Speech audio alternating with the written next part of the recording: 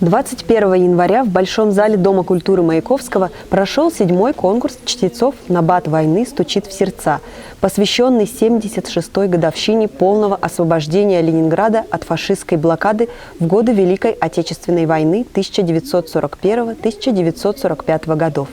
Вести черные, похоронки, горе Горького, череда, письменосец, почтальонки, без вины дали имя. Беда. Блокадным бедам нет границ. Мы глохнем под снарядным гулом. От наших до военных лиц остались лишь глаза и скулы. В истории войны одним из самых страшных событий является блокада Ленинграда, длившаяся 871 день.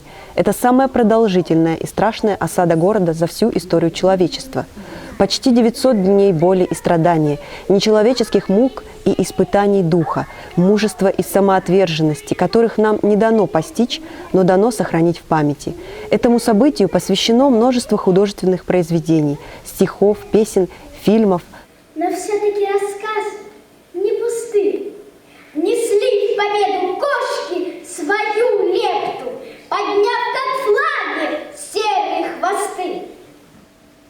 Казалось, солнце не взойдет. Навеки ночь в застывших звездах, навеки лунный снег и лед, и голубой свистящий воздух.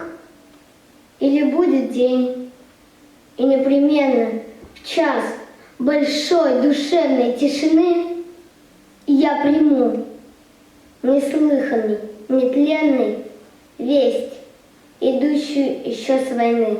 В честь праздника Ленинградской победы Дом культуры Маяковского ежегодно проводит конкурс «Набат войны стучит в сердца». В этом конкурсе приняли участие ученики школ поселка Металлострой, поселка Понтонный и поселка Саперный. Участники прочли очень трогательные и порой грустные стихотворения о Ленинграде и ленинградцах в годы блокады, многие из которых невозможно было слушать без слез. Большинство из этих произведений были написаны невольными свидетелями тех страшных событий.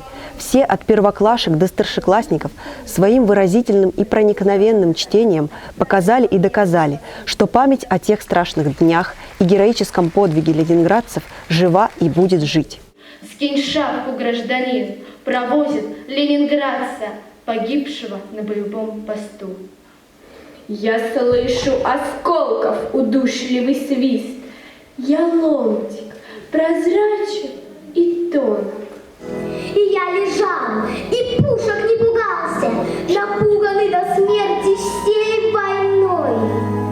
И подошел ко мне какой-то гансик и наклонился тихо надо мной.